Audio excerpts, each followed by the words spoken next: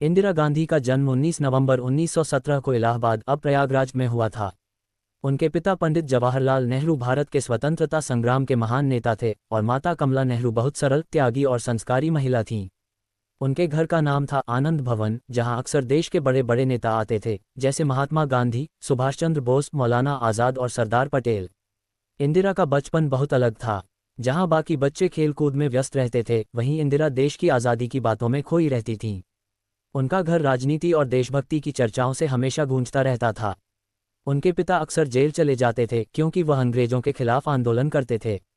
इंदिरा ने बचपन में ही महसूस कर लिया था कि देश की सेवा करना सबसे बड़ा धर्म है।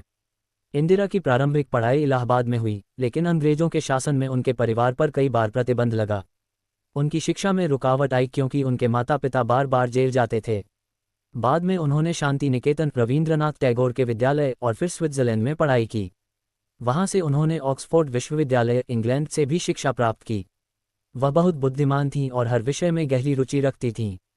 इंदिरा गांधी ने बचपन में ही आज़ादी के आंदोलन में भाग लिया था। महात्मा गांधी के भारत छोड़ो आंदोलन से प्रेरित होकर उन्होंने बच्चों का एक संगठन बनाया, जिसका नाम रखा वानर सेना। इस सेना का काम था देशभक्तों को संदेश पहुंचाना, अंग्रेजों की गतिविधियों पर नज़र रखना और झंडे बनाना व रैलियों में हिस्सा लेना। ये काम उन्होंने सिर्फ 12-13 साल की उम्र में किया था। ये दिखाता है कि उनमें नेतृत्व की भावना जन्मजात थी। इंदिरा अपनी मां कमला नेहरू से बहुत प्यार करती थीं। कमला जी बीमार रहती थीं, लेकिन उन्होंने इंदिरा को सिखाया कि कभी हार मत मानो, चाहे कितनी भी मुश्किलें आएं। मां के संस्कारों ने इंदिरा को मजबूत और संवेदनशील बनाया।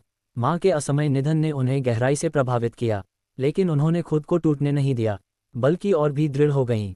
एक बार अंग्रेजों के खिलाफ प्रदर्शन के दौरान पुलिस ने लोगों पर लाठीचार्ज किया। छोटी इंदिरा ने ये सब अपनी आंखों से देखा। वह डर गई नहीं, बल्कि घर जाकर तिरंगा झंडा बनाया और बोली, मैं इसे एक दिन लाल किले पर लहराऊंगी। वह सपना सच हुआ जब वह प्रधानमंत्री बनी।